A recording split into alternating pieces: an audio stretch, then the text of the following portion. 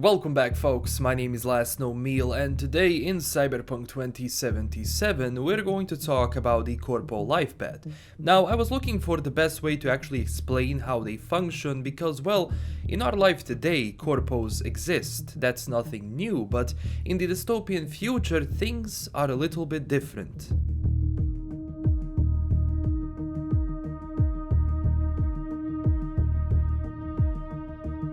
So to imagine the corpos of the dark future, we have to look at some things which made them at what they are.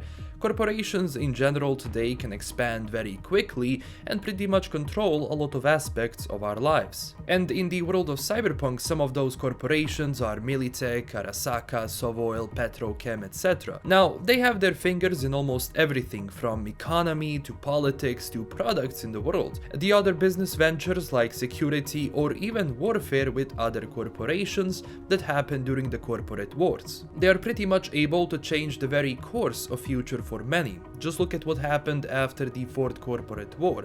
An entire new chapter in human history started. On top of that, governments in this universe lost a lot of power, which means that other corporations can be and are stronger than them, especially in the US after the collapse, where the government lost pretty much all of their power and you had various entities and corporations stepping in. And on top of that, when you include Night City, a free city, meaning government doesn't have a say in what goes on there, which includes laws, legislations, rules, and pretty much everything else a country can provide through their programs.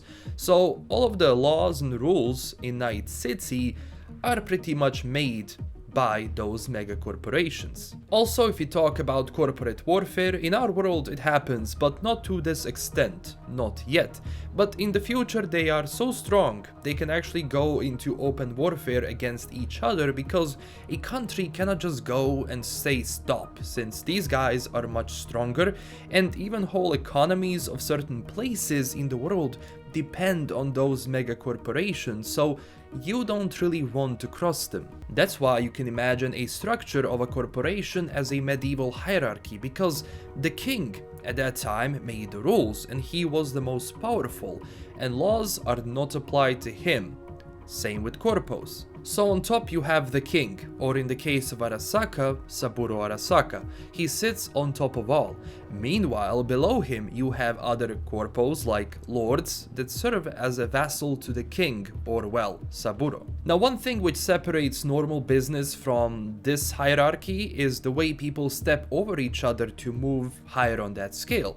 That means if you as a corpo are almost on the top, other corpos will try to attack you to take over your part of the company or take over your position. Again, same things which happen today. I mean, you have people taking over other people in certain companies, but in the world of Cyberpunk, they will go after each other on the streets. That means full-blown shootouts, assassinations, and everything. And since mega corporations are insanely huge, each of those high-tier corpos controls one part, as a lord, for example, would control one part of the land. Then below those corpos you have mid-tier corpos, which can be seen in the medieval times as knights. They serve their bosses, and when I say serve, I mean serve. And of course, even on that part of the scale, those knights, in a sense, in the past went to war against each other. Same with corpos. There is no difference, in my opinion, from that medieval court. Someone is always scheming something. You always have to be careful that someone didn't poison something, or maybe when you go into an alleyway, that someone doesn't meet you there. So where do you fall into this? Well, in the game itself you start off as an Arasaka counter-intelligent, so that means you're somewhere in the mid-tier in the corporation. But of course you get fired and your story begins. So that means your V is on the bottom of that scale. You have to work your way up towards the king. But you also have to work with some lords, aka other corpos, that will help you. It's not easy to take down a structure that big by yourself.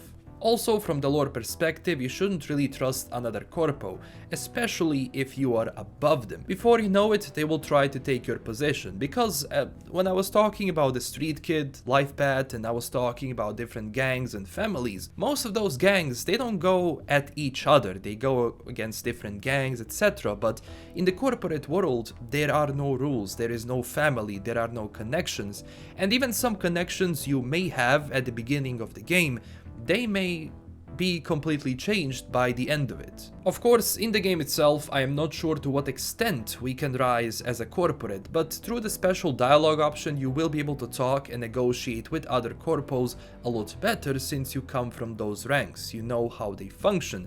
So especially if a corpo gives you a job in the game, you will know their true intentions because, well, you were a part of them. Even Jackie says to V in the Lifepath trailer, one day they send you to flatline somebody, the other day someone is going to be sent to flatline you, which is true.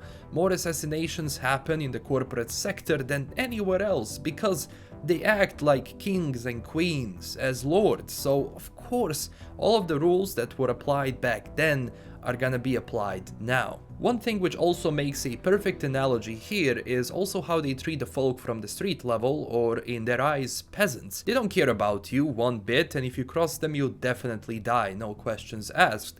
And they use most of the people to just work for them as just that, just the manpower and nothing else. And every single human in that low tier sector, I mean even in the high tier sector, is going to be cannon fodder or a scapegoat if they need it to be like that. Because ultimately, the king is the one that makes the final decision. We also have a perfect example during the gameplay scene when we try to steal the Rayfield from Kaoru, a corporate, but police comes to us first. We can see that Inspector Stins got immediately scared when approached by Kaoru. And when he said, look, I won't bother to go to court, just deal with them, you know, just shows you that if police had to choose between a corporate and you, well, you are gone. And the reason for that is that NCPD is in some form corporate funded, and even though cops don't like corpos, I mean, they treat them like trash, so, I mean, they will still obey, but they don't like them one bit. Of course, in the corporate world, especially a family-run business like Arasaka, you can also separate royalty from the nobility. Royalty being Saburo and his family in a sense, while nobility are other employees and partners in the company. Also keep in mind, we saw that royalty can fight amongst each other, like for example Yorinobu, the son of Saburo, is against his father, so those things you can separate them from royalty and, well, nobility. Again, explaining a corpo is a bit abstract because we have corpos in our normal world, but the difference comes not in morals but just a lack of control. And in Night City, as a corporate city, you will be able to bend some rules, but be careful where you move, since the first time you approach a gang as a corpo, they won't trust you one bit. To be honest, I am not sure why Jackie is hanging out with Corpo V, but you know, Jackie is a mercenary after all.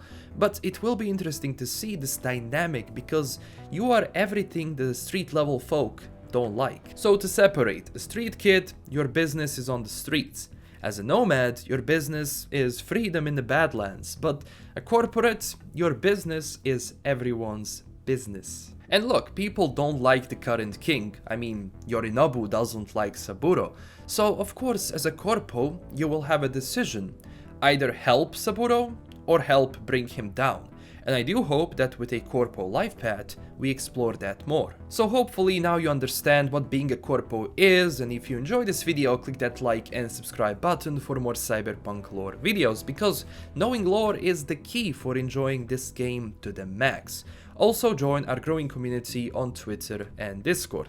And I made a Patreon page. If you were looking for an extra way to support the channel, you can do it through there. And huge thanks to my current Patreon supporters. This is LKM signing out, and stay classy everyone. Bye bye.